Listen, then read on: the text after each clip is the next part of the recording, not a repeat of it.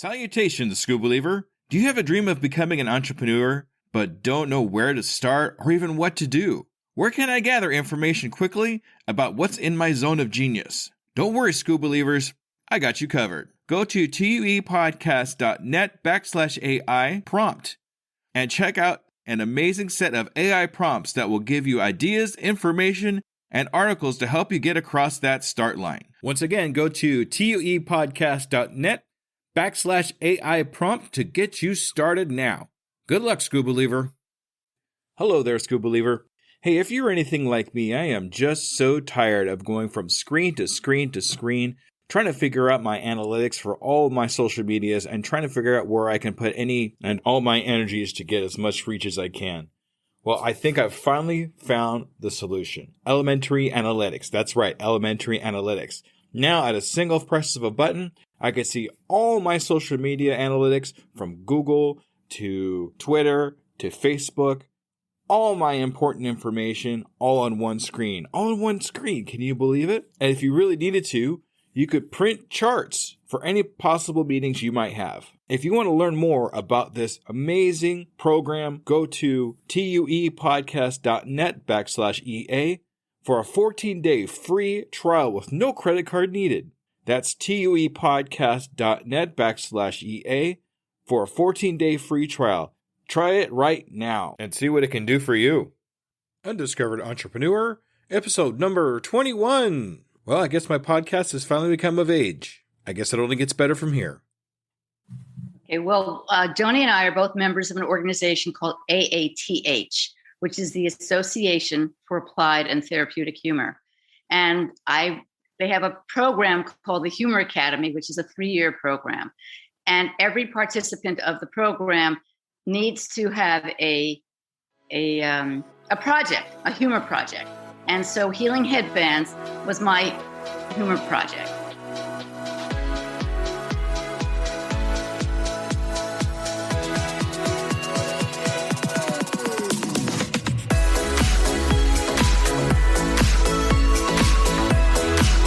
Welcome to the Undiscovered Entrepreneur, the podcast where brand new entrepreneurs come to life and could quite possibly be discovered. Join me, DJ Scoob, and the rest of the Scoob Believers as we help these new businesses become a reality. And now, away we go!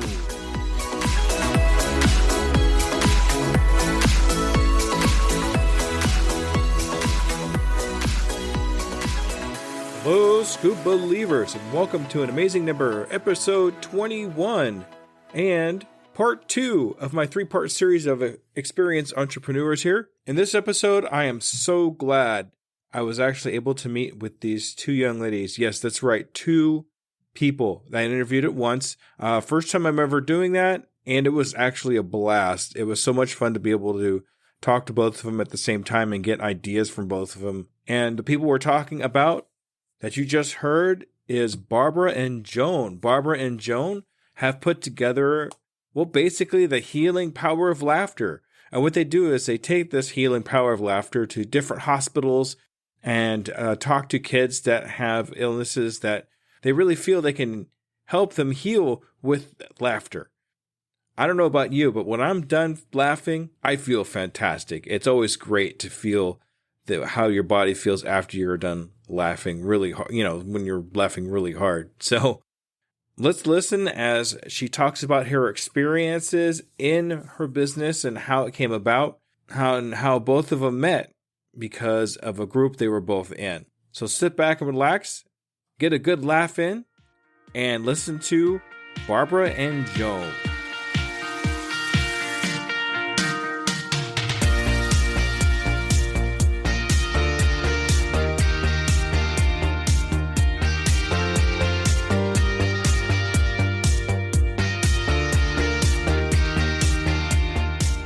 Salutations, Scoop Believers, and we are here again with another amazing 2. That's right, 2 entrepreneurs. This is actually a first for my show, and I'm really excited to have 2 co-owners of this company here for our entrepreneurs. Today we are here with Barbra and Joan. Hi, Barbra. Hey! All right, and Joan, hi. All right. All right, so I actually have a really serious question to ask you right off the bat. Okay, you ready? Are you school believers? I am a wholehearted school believer. All Yes. right. How about you, Joan? Are you a school believer? Is there a cheer for school believers? We'll Because make I'm for it. we'll make one up. There you go. Scoo. Yes, we do. I don't know. Yes, I like it. That's more than anybody's done for me so far, so I'm going to take it. All right. So, but I'm really interested in, Barbara, I'm going to have you go first here. Now, tell me how long you've actually had your entrepreneurial adventure, what it is, and can you kind of give us an idea of how it all got started? Okay, well, Joni and I are both members of an organization called AATH, which is the Association for Applied and Therapeutic Humor. And they have a program called the Humor Academy, which is a 3-year program. And every participant of the program needs to have a project, a humor project. And so Healing Headbands was my humor project. And so we worked it through, and I graduated with honors and plaques and whatever. And Joni was a wonderful participant in helping me create this whole program. We've done it together. We met in our neighborhood, and we realized that we're like peanut butter and jelly, or like a Reese's peanut butter cup. One of us is the chocolate, the other one's peanut butter. And we blended together, and we created this amazing program, which has taken us all over the United States, to hospitals and community centers and programs like Kiwanis International, Girl Scouts of America, on and on, St. Jude's, Hole in the Wall Gang Camp. And we have created a program called Laugh, Create, Heal. And we've taken this workshop wherever we've gone. And it's been a delightful program. It's been a warm-hearted thing, because what we've incorporated is we've created laughter exercises and a painting project, and coupled that together so that it has empowered children who are dealing with serious illnesses all over, and it empowers them knowing that no matter what, they have the power to laugh. And by having that power of laughing and the creativity of painting, they can handle anything that comes at them. Wow, Barbara, I'm just like totally in awe of what you've accomplished up to this point. I mean, listening to that story is fantastic. Joni, what's your part in this now? Tell me your entrepreneurial adventure and how you got started in all this. I'm sure it's pretty similar, but I want to hear your side of it.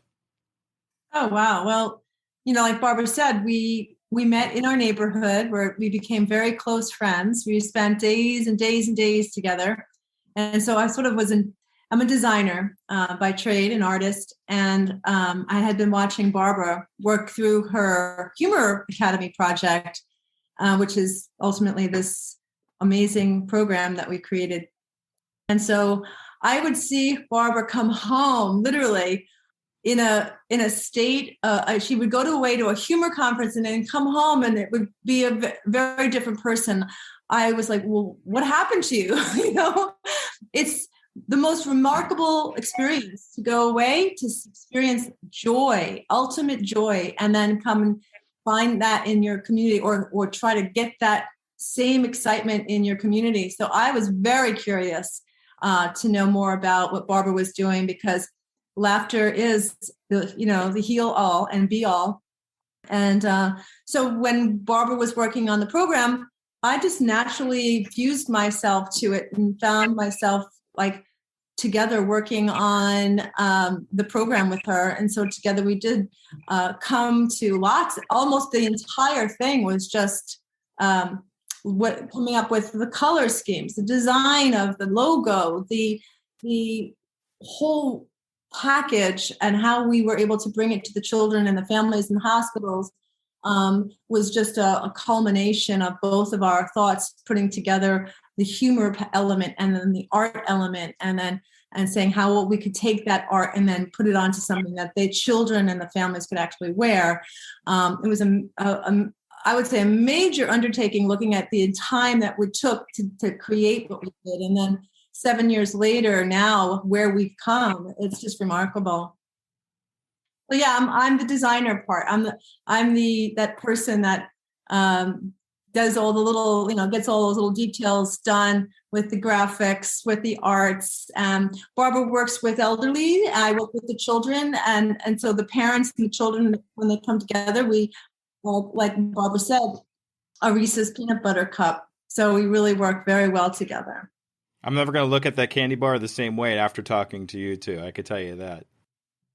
All right. So, okay. So we're going to kind of move on to the next question here. And real quick, I'd like to know how long have you been doing this? When did you actually get started and doing this? Okay. Well, we got our 501c3 in 2014. Okay. And we had the idea before that, before we actually got all the paperwork together. I had been in Central America on a trip to visit my daughter. And wherever I went in marketplaces, I saw these amazing headbands, but they were made from cotton. And they were elastic in the back, but they opened up like a kerchief, like a bandana. And I thought to myself, and thankfully both our kids are healthy, but when I had a feeling that this would be something that would help children who are going through serious illnesses, going through chemo and the likes of those, sort of helping them to heal. And so I brought back maybe 40 of them and thinking they'd make great souvenirs, but I kept them all. And at the time, my husband worked for a fashion company, and I asked the production people if they could help me with this design. And I didn't like what they came up with. And we eventually were able to find what we needed just by trial and error. And it's worked out really well. So we got lucky, but I don't think it was just luck. I really think that the universe was ready for us. We manifested and it happened. Yeah, it really sounds like that. You just sounds like everything kind of fell into the right place at the right time for you. I mean, if your husband wasn't part of the design of things, it probably wouldn't have happened. So everything just kind of happened the right way. You just happened to be in the right place, the right time to get the curd chips, and everything kind of dominoed to where it came to today. So That's amazing. That's so great. Really quick, back then when you were just getting started, did you have any mentors or anybody that you looked up to, and anybody that inspired you to kind of continue moving forward with your entrepreneur adventure? In the very beginning, as I said, we're members of an organization called AATH.org. And I had a woman at the time who was my mentor. And I said to her when I was creating this program, I said, it's not humorous. It's not funny. And she said, you have to understand that when we say laughter or humor, it's really what was the word I said before, Joni? It's a metaphor. It's a metaphor that, it's encompassing.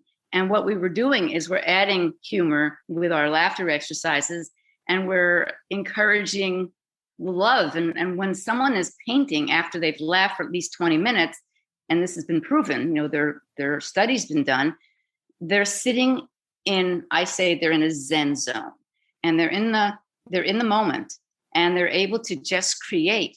And some, even adults will say, oh, I can't paint. And they just put they put the brush and the colors, and then it goes, and it's magical. It really is. Yeah, they get into a flow state. That's what I call that, as a flow state. And when you're in a flow state, it's joy and euphoria, and it all comes out into what you're trying to create. And as creators, that's really what we look for is to get into that flow zone. Mm-hmm. So that's awesome. How about you, Joni? Did you have any mentors that you'd like to mention, or is it pretty much the same as Barbara? Well, I entered into the AATH scene a little bit later. I had gone the first year to help Barbara present the work, her final project, and I was just aghast by the amount of love and kindness, generosity, and compassion, empathy. I mean, name every word there was involved. Everyone I met was just so full. So, in terms of a mentor to this project, I think Mary Kay Morrison, who is probably leads the Humor Academy, very inspirational. She has 12 grandchildren. She's she has this. I'm the 13th. I'm 13. I'm the 13th grandchild. Baker's dozen. They have some construction going on. I don't know if you hear that. Don't worry about it. This is, Joni, this is real life. We're not worried about it. Okay. Mary Kay is truly like a remarkable human being that just embodies the spirit of a child, no matter what age. And so watching her really had inspired me. And I know, and she inspires Barbara all the time because they're available.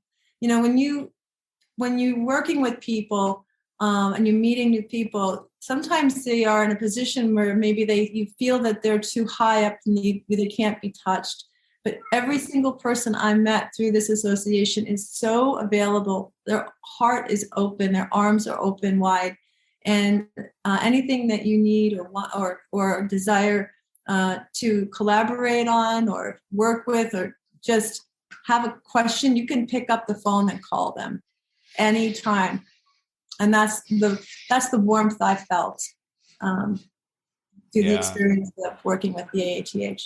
That's fantastic. It's amazing to me sometimes, especially when I started my entrepreneur adventure as a podcaster, I was kind of scared to even ask anybody for help or anything like that because they didn't want to talk to me. They're higher up than me. They're making more money than I am. Why would they want to talk to me?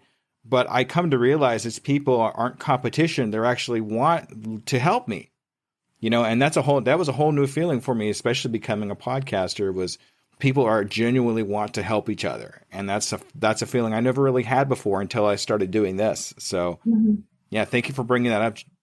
So in your first year, after actually getting things going, did you come across any pitfalls or any problems getting the business off the ground and running? Joni, you want to take that?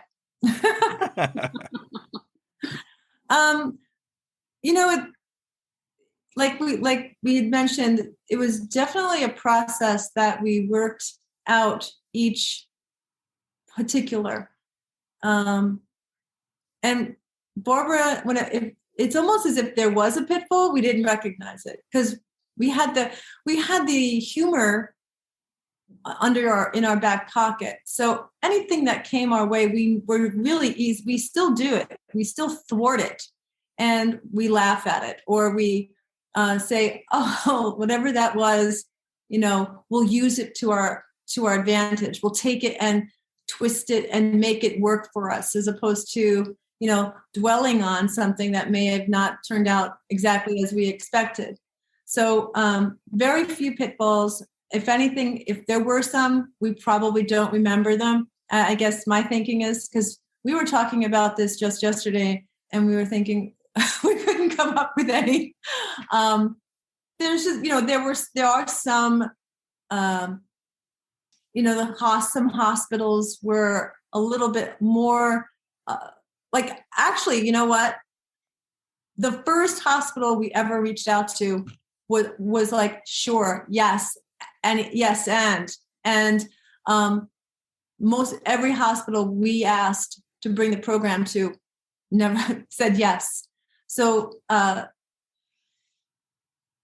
can't say there was too many bumps along the way. Joni was very good at whenever she would call a hospital and some of them would say, well, no, we're not interested. And she said, oh, you don't know what you're missing. You need us. We are, not to say we're Laverne and Shirley, but we're a lot of fun and the kids are going to love us and the outcome is going to be amazing. So try us, it's like the old fashioned, like try us, you like us, that type of thing. And we've gone back many times to lots of many of the hospitals that we've attended to. We've done programs with, as I said before, Garden of Dreams and Paul Newman's Hole in the Wall Gang Camp. And just, we've gone to California. We've been to Florida, Massachusetts. We've been all over the United States. And our dream was to go further, to actually hit every hospital there is, children's hospital. Pandemic certainly put a kibosh on that for now, but we have other things in the works, and we'll talk about that in a second. All right. Y'all's mindset has a lot to do with not even recognizing that there's a bump in the road. Instead of actually thinking about it being a bump in the road, it's more like this is an experience that we can use to move on to something else that's more of a positive thing than anything else. And not a whole lot of entrepreneurs out there have that perfect mindset where they don't even recognize a pitfall. They don't even recognize a problem because it's not really a problem. It's just a doorway to a solution.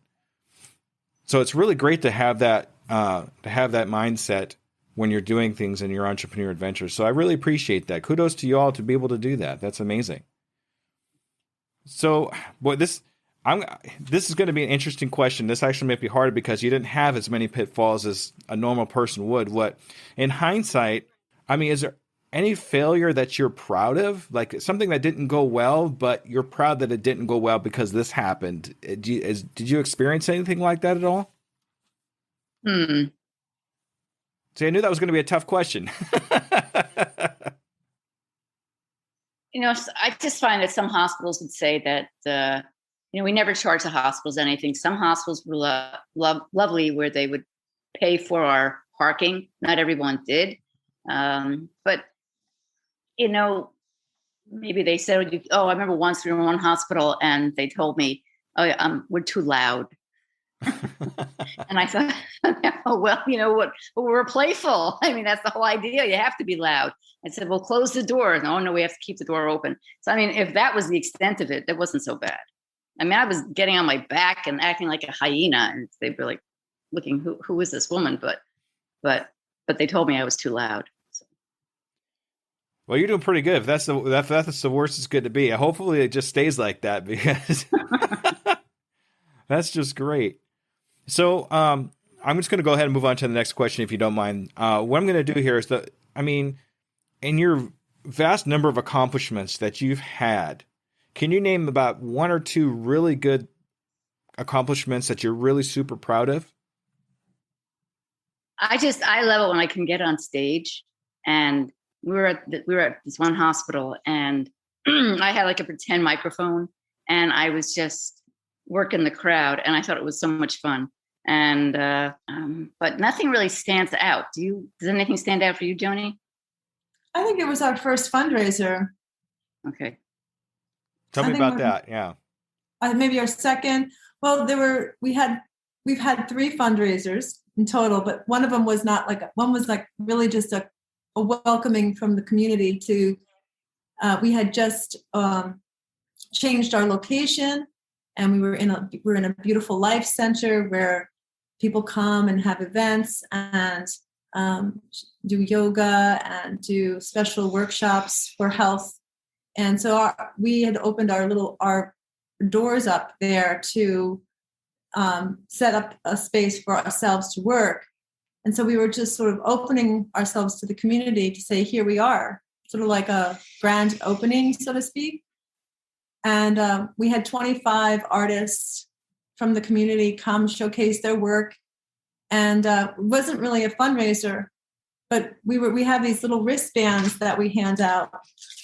150 people who showed up, which was a mind. We were like completely astounded by that. It was amazing, actually. And so because everybody had a different color wristband, we were able to gather them in different groups and help them understand the process of laughing together. So they were like little communities, little circles of the people that never met maybe before, very random. And so we were able to illustrate to the community what we are doing. And it was the first time we ever really showcased that to a large group of people. And afterwards, people were putting money into a basket. And we were like, oh, we didn't really know. We didn't really want any money. We were just here. So, we made some money for the organization that night. And that was a surprise to us. And then we thought, have another. So we did it again. But this time it was a real fundraiser, and it was we did very well. Yeah, that's nice. That's a fantastic example of if you help other people, they will help you. Yeah. I mean, when you get people together like that and you get that happiness and it just flows and people are just, they want to feel that again, or they want to kind of support you in what you're doing. If it's going to be happening for other people, people will open up their pocketbooks, even though you weren't expecting it, just because they want to support you in what you're doing. Sometimes that's the only way people know how to do it, is to put, a bunch of money in a basket and hand it over to you. But what a fantastic story. I really love that. That is great. I don't know how, let's see. How can I word this question? If you knew somebody was going to get into an entrepreneurship or an adventure similar to yours, or, you kind of run into somebody that might want to do something similar to what you're doing, what advice would you give them to start up? I mean, how would you help them get started? I would ask them to really figure out what it is that they're aiming for, and to write down all their questions of even the impossibilities, because impossibilities are really, it's possible. And to teach them to think more optimistically, rather than as like, oh, it's not going to work because of this, this, and this. And listen, every organization, every business has questions of will it succeed? And it will, but you have to really love what you want to do. And the idea of helping others and not thinking about yourself is really paramount, Exactly. I mean, putting other people first is really what we do as entrepreneurs. I mean, if you look at a lot of people out there that have this thought about entrepreneurs and what they are, a lot of it's misperception of they're all like selfish and they all we want is money, and that's really not true, especially nowadays, where we're here to provide a service to help other people, to relieve these problems that we have. And you guys are doing that above and beyond anybody else that I have met yet. So I really appreciate what you're doing. So I have a really fun question here. And now I know you've been doing this for a while, but in the next 6 months, do you have any goals for yourself, say in the next 6 months, that you'd like to accomplish? Joni! No, I guess that's you, Joni. Barbara always hands me off. Yeah, there's a lot to be said for the last 2 years, which completely took us all by surprise and threw everybody in the washing machine and the dryer hanging up, whatever, however with no softener. So because of that shift, we had to also shift our way, our model to our Laugh, Create, Heal workshop. And it's not something that we hadn't thought about before. In fact, when we first came into Healing Headbands together, we had a long-term goal. And some of those long-term goals came a little sooner. So now what we're looking at is taking what we have. And I always say to Barbara, I said, we're locked and loaded. Any direction we point our programming in, it will be successful. It's also just finding the right people and partnering with people who also believe in what we do.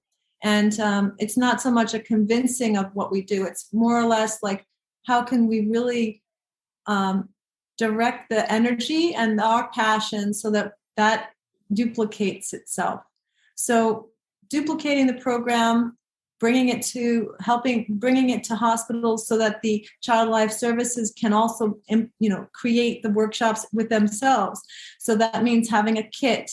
That's something that we've been working on, where that kit can be either purchased by hospitals or maybe fundraisers. We can develop them, make them so that we can give them to hospitals so that that they can facilitate the workshops, so that they can then, and we can just create the headbands for them, and we become a factory, so to speak. But that means that it can continue working in hospitals, which was the initial programming to help children and families in hospitals. Then there's another thing. Well, there's 2 other things that we're working on. One is to partner up with other organizations as big as the Girl Scouts of America, because we find that a large percentage of our workshops we do with Girl Scouts in our region. And we like to continue moving that outward. And that means that we can bring that further with those little girls, the daisies, the brownies, the cadets. They're like our minion, Ambassadors. They're the ambassadors. They're little ambassadors. Yeah, they're the ambassadors for tomorrow for our programming. And then the other thing is the kit. We like to see that kit be something that everybody can have, maybe perhaps like a game that you can purchase it, or you can find it, which is a secondary leg of our organization, which suggests that we would be a profitable leg, which then feeds the nonprofit. So that's something we're working out right now. All right. So an actual physical product that you can actually have go out to the hospitals and whatnot to continue on what you're doing. Yeah. Right. That's fantastic. I actually, I've been doing a little research on that. I might be able to put you in touch with somebody that can help you with that. That'd be great. Thank you. I'm in this group called SPI, Smart Passive Income, and it's a huge, about 500 or 600 person community that I'm a part of. And I'm sure I can run into somebody that would be able to help you make that a reality. So I'll definitely put that in, good word in for you there. So for anybody that's listening right now that wants to get a hold of you and wants to know more about what you're doing, how do they get a hold of you? Well, I'm on Twitter. I'm out there every day doing something wacky, and they can easily find me there. We're on all social media. We're on Facebook. We're on Instagram as well as Twitter. And we have our website, which is healingheadbands.com. So it's healing headbands for the plural. And what else? Just what would you add, Joni?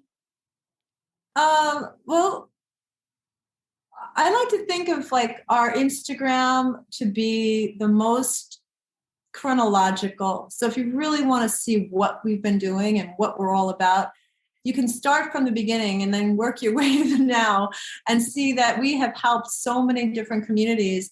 And all it is about just DMing, direct message. So a lot of our social media has our personal information on it, our telephone numbers, our office number, our email. Just it takes that little bit of curiosity to see and ask a question. And we're not sharks, we won't bite, and we love to help.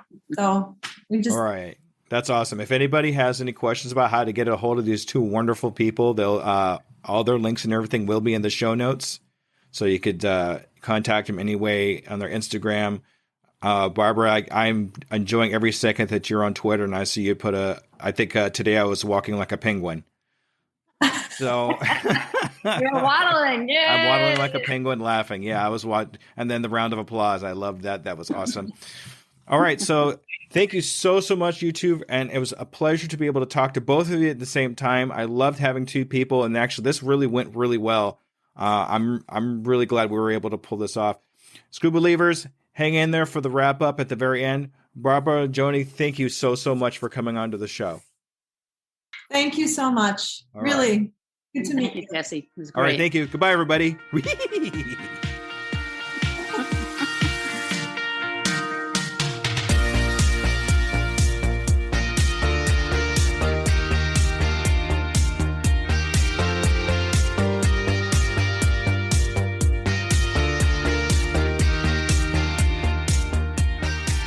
All right, ladies and gentlemen, that was Barbara and Joan.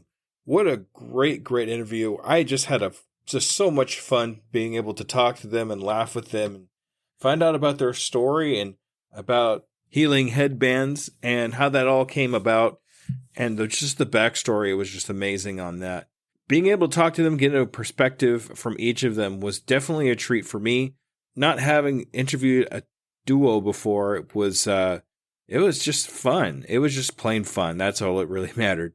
If anybody wants to get involved with Healing Headbands, go to healingheadbands.com. And also, if you want to help Barbara and Joan put together their physical product and their ideas to help children in hospitals, please contact them in the aforementioned places. And speaking of, if anybody wants to get a hold of me, and ask me any questions about my podcast or want to follow me, please subscribe to me. You could always contact me at DJ Scoob 2021. That's SKOOB on Twitter. And you could always reach out to me via email at duepodcast.net2021@gmail.com.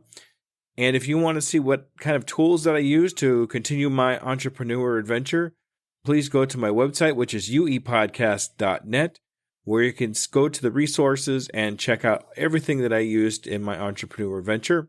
And I'm just going to go ahead and throw this in there too. If you wish to contribute and help me continue to help brand new entrepreneurs get their word out and get their best works into the world, go to uepodcast.net and go to Be a Contributor. And there you could actually see a GoFundMe page and a Patreon. Now, the Patreon I'm building right now, it's actually looking pretty good. You get behind the scenes footage of a show called Behind the Box. And what I do there is give you extra footage, basically, of a camera that I run that's actually behind my original camera that you watch on the YouTube channel. And you get a little extra, well, you get a little bit before the episode and after the episode that you don't normally get to hear. Here, you get to hear here. I'm not exactly sure how that's I'm not exactly sure how that works out, but okay. Anyway, it's not normal stuff that you hear at this particular podcast, but extra stuff from the podcast. So if you want to contribute to the Patreon, by all means, please. I can definitely use the help at this point. All right, that's the show. And my next interview, part 3, is a gentleman that I actually met in SPI Pro. He's been around for quite some time, a friend of Pat Flynn's, and just has so much to offer as far as tools and information for you. So make sure you hit subscribe so you don't miss that when that comes out on the next Tuesday. Not this Tuesday, but next Tuesday. All right, Scuba Believer, thank you so much, and you all have a great evening, okay? Thank you.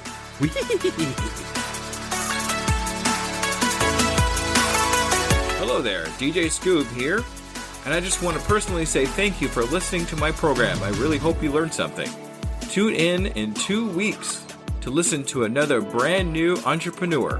And remember, I can, I am, I will, and I'm doing it today. El agua, the water. Okay. El pan. El pan, the bread. La leche, the milk. How do you say milk? Leche. Leche. El hombre bebe agua. El hombre bebe agua. The man drinks water. ¿Tú comes manzanas? Tú comes manzanas. You eat apples. All right. ¿Tú comes pan? Tú comes Comes pan. pan. There we go. As a worker of 2 full-time jobs, running a podcast and coaching, every minute counts in my day-to-day. It's hard to be consistent in any of my social medias. And at this point, I cannot hire a social media manager. Pinnacle AI to the rescue! I've been using Pinnacle AI for a couple of weeks now. I'm seeing big improvements in my outreach and consistency in all my social medias. Do you want to save time and increase your productivity too? Go to tuepodcast.net/AI for more information. Save yourself time and grow your brand. Try it now and see what it can do for you.